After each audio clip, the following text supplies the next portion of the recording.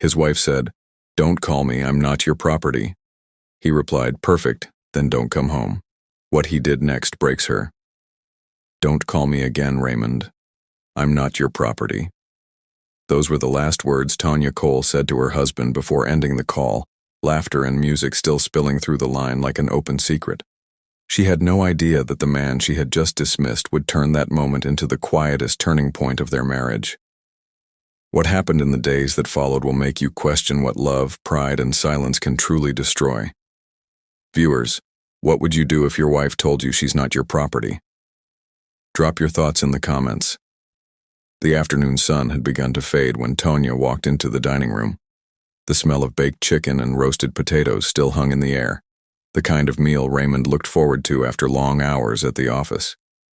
He was seated at the table, sleeves rolled, the day's exhaustion still written on his face. She stood across from him, hands folded in front of her apron, eyes wandering toward the window instead of him. Dinner started with small talk, about the neighbor's new car, about the garden, about nothing that mattered. But underneath her quiet tone, he sensed a rehearsed calm, the kind that only precedes something unsettling. Halfway through the meal, she cleared her throat and said, "Raymond, there's something I want to tell you." He looked up, waiting. "I've been thinking. I need a little time for myself." He set his fork down slowly. "Time for yourself?" She nodded quickly, like she wanted to say it fast before she lost courage. "Yes, just a short break. I was thinking of going on a trip with some friends. Maybe 2 weeks. You know, just to relax. Nothing serious." His gaze held steady, his tone controlled. "What kind of friends?" "Just the girls," she said. "Nora, Faith, maybe Janet. We've been talking about it for months. Everyone needs to breathe, Raymond. I've been here for years, cooking, cleaning, just living the same days on repeat." He leaned back, studying her. "And you think running off for 2 weeks will fix that?" Her eyes hardened. "It's not running off. It's called taking a break. I've earned that right." He didn't speak for a while. The silence between them stretched thin, taut like a rope that could snap with one wrong word. "Tonia," he said finally, his tone low but firm, "I'm not comfortable with this." "Why?" she asked, her voice rising a little. "You don't trust me?" "It's not about trust," he said. "It's about principle. You're my wife. You can't just wake up one day and decide to disappear for 2 weeks without reason." She pushed her plate aside, frustration clouding her face. "See? That's exactly the problem. You think everything I do needs your permission." "I think marriage requires consideration," he replied calmly. "You don't just make decisions that affect both of us without a conversation. You call that control. I call it respect." The words hung in the air between them. She didn't respond.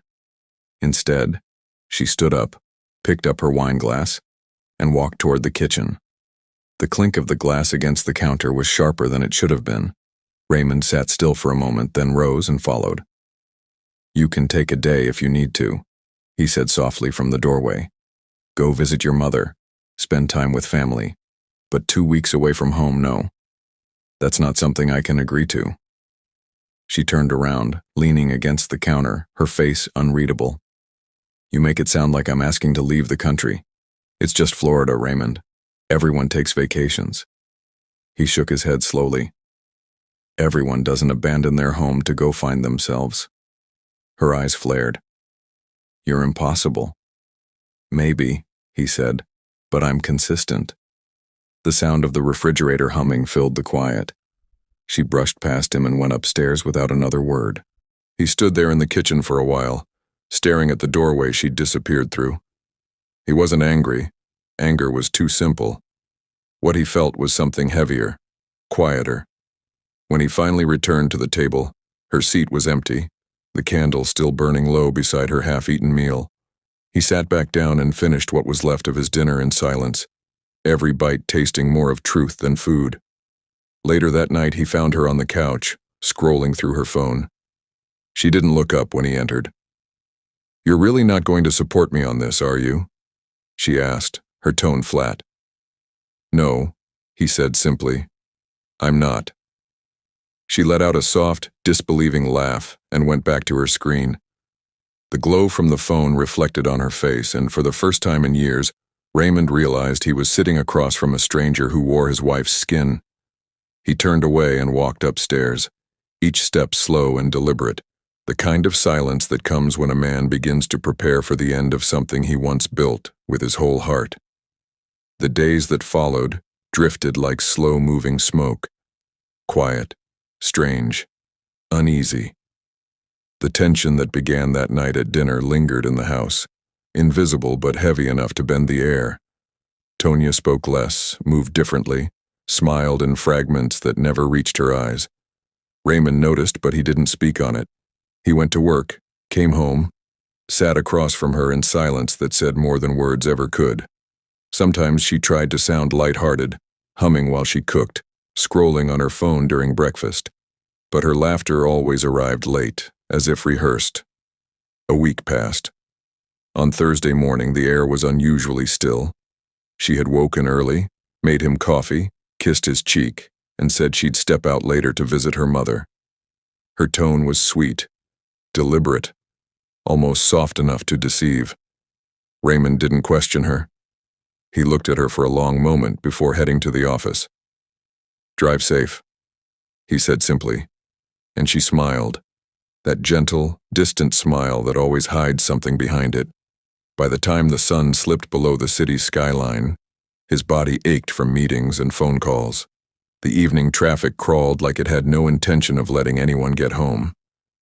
He thought about the smell of her stew that usually filled the kitchen by now, the faint hum of gospel songs from the radio she always left on. But when he pushed the front door open, the house greeted him with silence. Not peace, silence.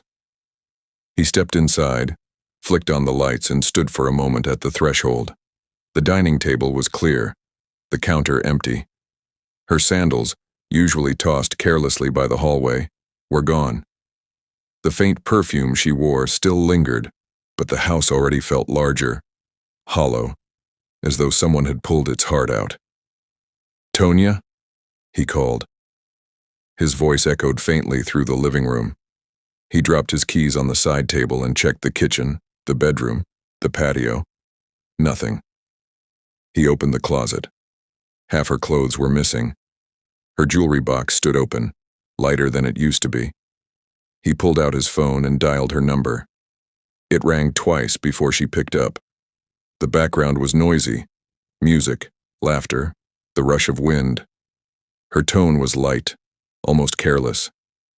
"Raymond, why are you calling?" "Because I came home and you're not here," he said, his voice steady. "Where are you, Tonia?"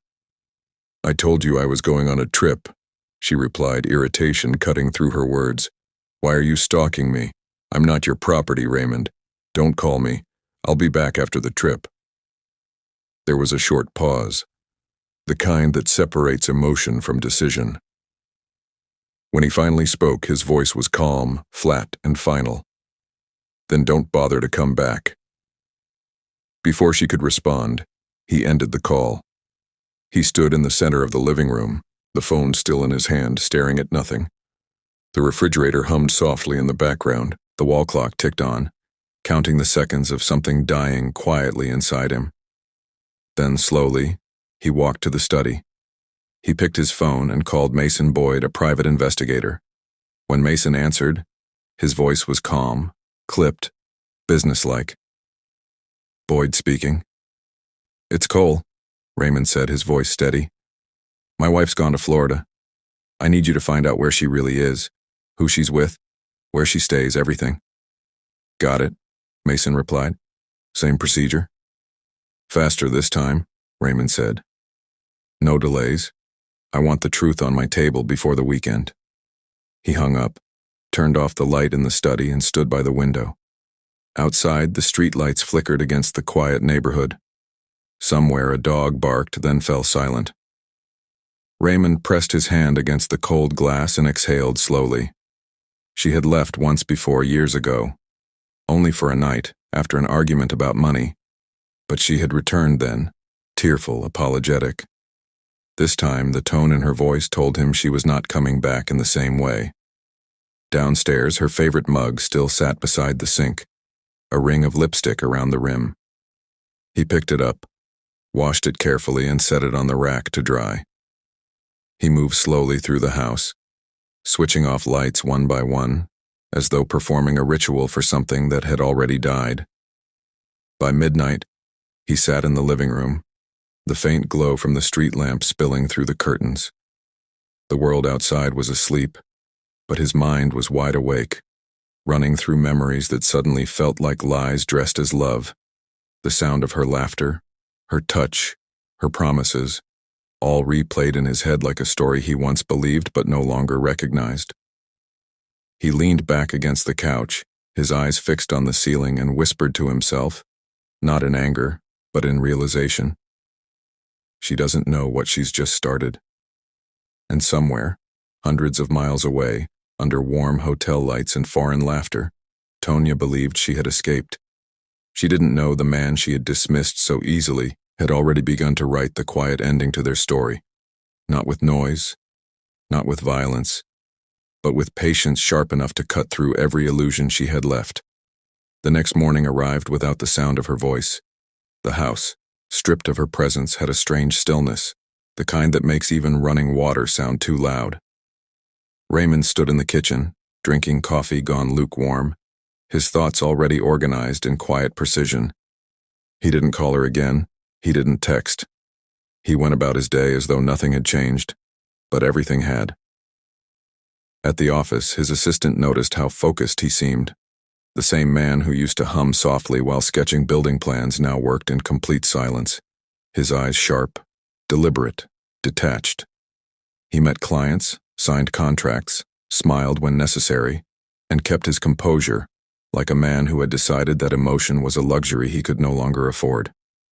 By the third day, the envelope arrived. It was delivered discreetly, just before noon, by a young man in a dark jacket who greeted him with a small nod before leaving. Raymond locked the office door before opening it. Inside were photographs, clear, undeniable. Tonia, her hair pulled back the way he'd always liked it, standing on a balcony beside another man. A tall man, broad-shouldered, expensive watch glinting under the sunlight. In one photo, her head was tilted against his shoulder, smiling. In another, she was sitting on his lap with a smile that could cut glass.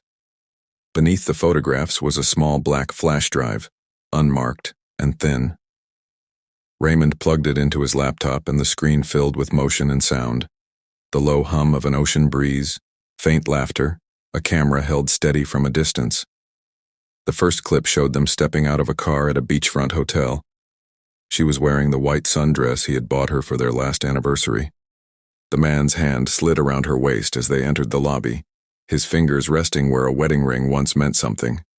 The next cut showed them on a balcony, her body turned into his as he brushed a strand of hair from her face. Then the kiss came, unhurried, deliberate, and final. The timestamp glowed in the corner, 8:17 p.m. He didn't stop the video. He watched them enter the hotel suite together, watched the elevator doors close, the hallway returning to silence. Then he shut the laptop. No expression, no anger, just stillness so cold it became clarity. Beneath the photographs was a report, precise and clinical. Dates, locations, check-ins, hotel reservations, dinner receipts, all under the name Tonia Cole.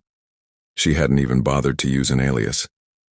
He sat back in his chair and stared at the photos, not with shock, but with the slow realization that every suspicion he had once dismissed was now laid bare before him. He felt no rage, just the final quiet confirmation that love, when broken, doesn't explode. It crumbles quietly into facts. He turned the photographs over one by one, then gathered them neatly and placed them back inside the envelope. He called Mason. "It's done," the detective said simply. "I saw the photos," Raymond replied. His tone was level, measured. "Thank you. What do you want me to do next?" "Nothing," he said. "You've done enough." There was a brief silence before the man on the other end spoke again, softer this time. "Cole, I've been doing this for 20 years. Some men break when they see the truth. You sound like you were waiting for it. Raymond's reply came without hesitation. I was. When the call ended, he sat at his desk for a long moment, letting the stillness surround him. Then, methodically, he opened his planner and began to write a list, not of grievances or questions, but of actions. It was how his mind worked. He solved problems by structure. The top of the page bore a single word: closure. When he returned home that evening, the house greeted him the same way: quiet, untouched. Her framed pictures still lined the hallway, smiling at him from another life. He walked through every room slowly, not with grief, but with a steady detachment. He stopped in their bedroom, where her vanity mirror still held traces of her: a brush with strands of hair caught in its bristles, perfume bottles arranged by color, a half-open jewelry box. He reached out and shut the lid softly, as though closing a chapter that no longer needed to be read again. The next morning he called his lawyer, Mr. Hale, a man who had been both advisor and old college friend. The voice on the other end was warm but curious. Raymond, it's been a while. What can I do for you? I need to start a process, he said. A quiet one. There was a pause. Divorce? Yes. Do you have grounds? Adultery. I will send you evidence with a copy of our prenuptial agreement. Then we'll make it swift, Hale replied. I'll draft the first papers tonight. You'll need to review and sign. Do you want me to notify her formally or? No, send everything through me first. Understood. After hanging up, Raymond leaned back and stared at the ceiling. He wasn't thinking about the betrayal anymore. He was thinking about logistics, about how order had always been his armor against chaos. This was not revenge yet, not exactly. It was preparation, and preparation was a language he spoke fluently. By evening he called the locksmith. The man arrived within the hour, carrying new locks and spare keys. Moving in or moving out? The locksmith asked lightly. Neither, Raymond said. Just securing what's mine. He watched as the locks were replaced, one at the front door, one at the back, one for the garage. Each turn of the screwdriver sounded final. When the man left, Raymond sat on the staircase, the new keys heavy in his hand. He felt the faint hum of something he hadn't felt in months, not joy but certainty. In the stillness of that night he packed the rest of her belongings. He moved slowly, with purpose, folding her clothes carefully, wrapping her jewelry in tissue, placing everything in boxes. He didn't throw anything away. He wasn't angry. He simply wanted no trace of her in a home she had chosen to abandon. When the final box was sealed, he leaned against the wall, breathing deeply. Somewhere between heartbreak and relief, he understood what freedom actually sounded like. Not a scream, not a song, just silence deep enough to hear your own resolve.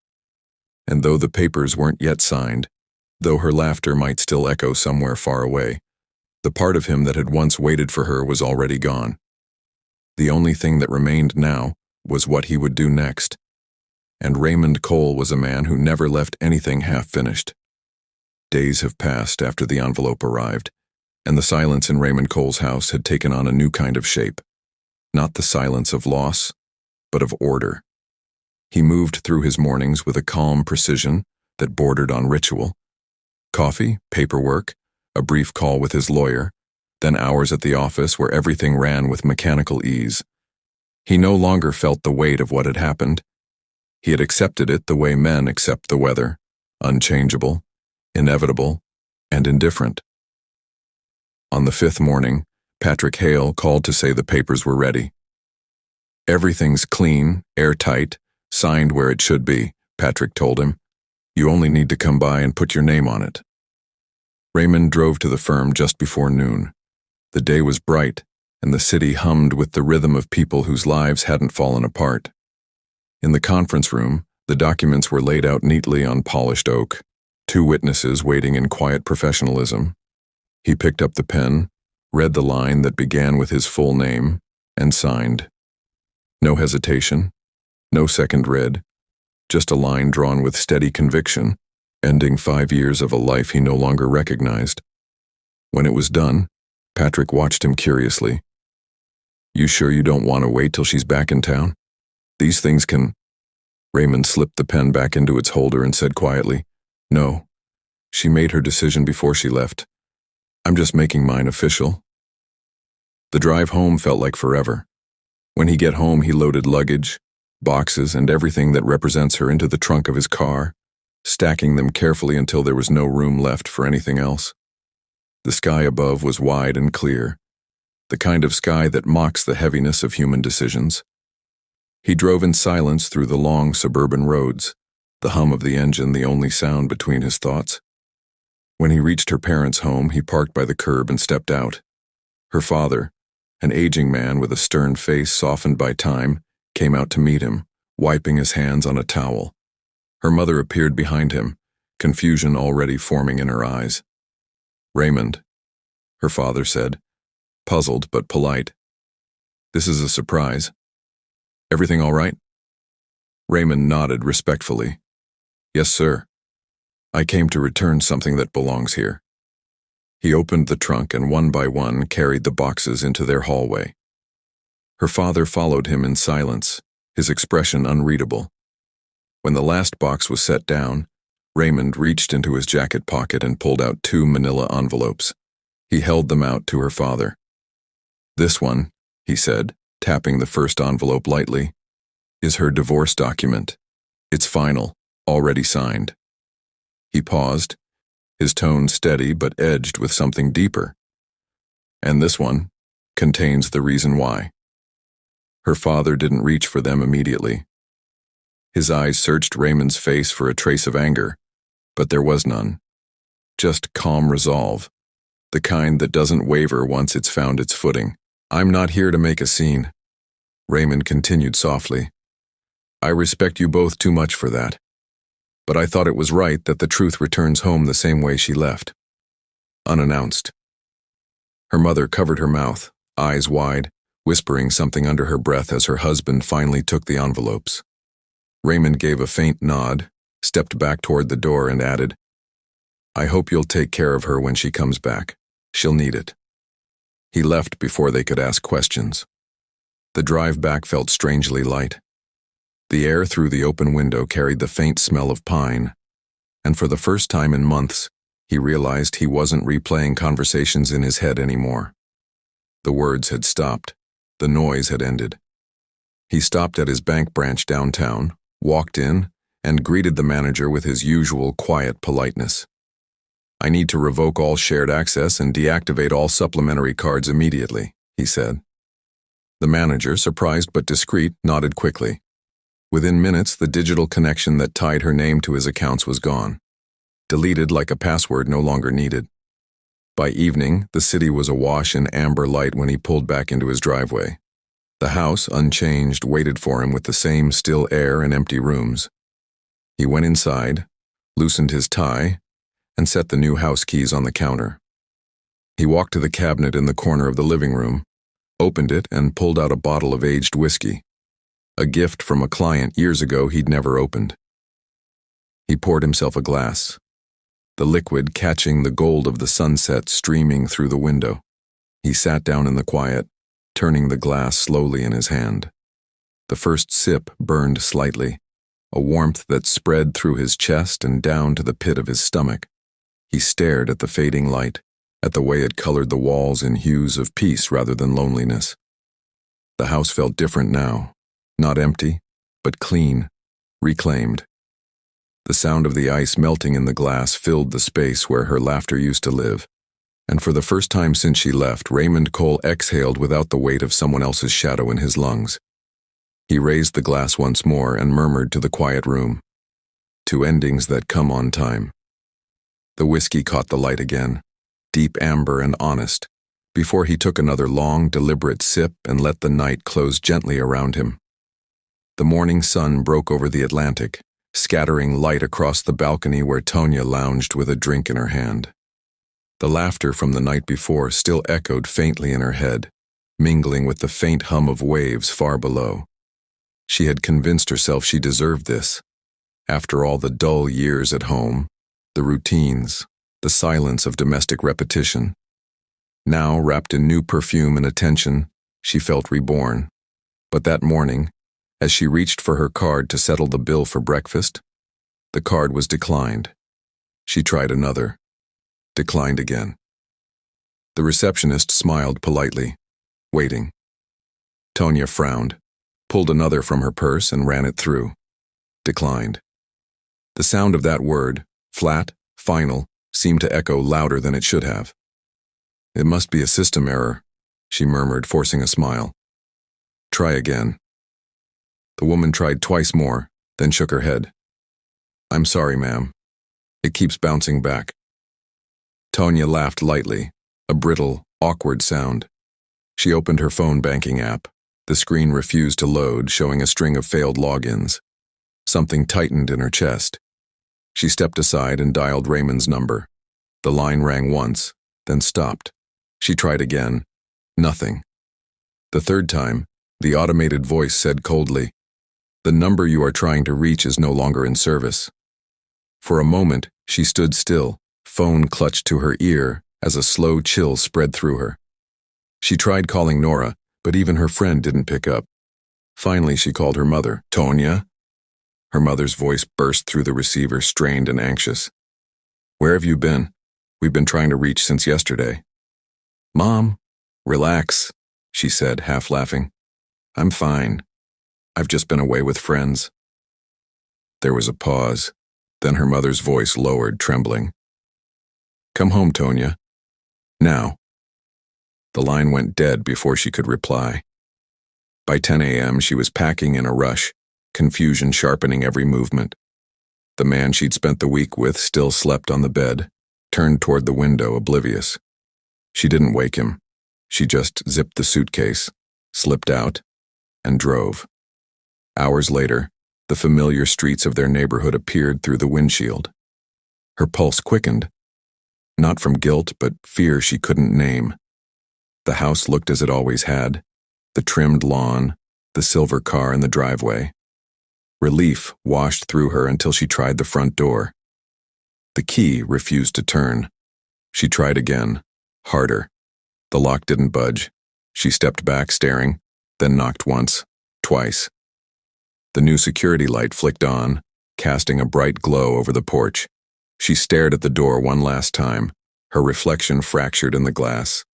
The handle gleamed cold under her hand. She tried calling him again. Same disconnected tone.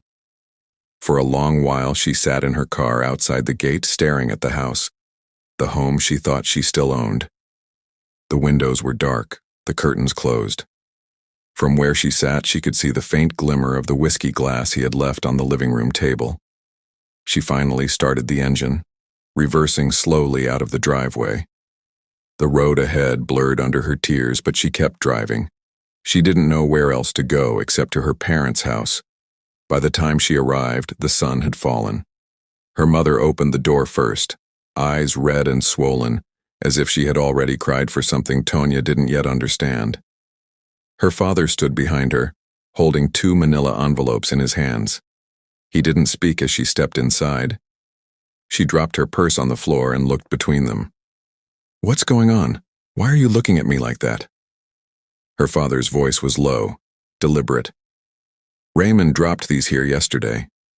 She frowned, reaching out. He handed her the first envelope. The bold black letters across the top read, "Petition for dissolution of marriage."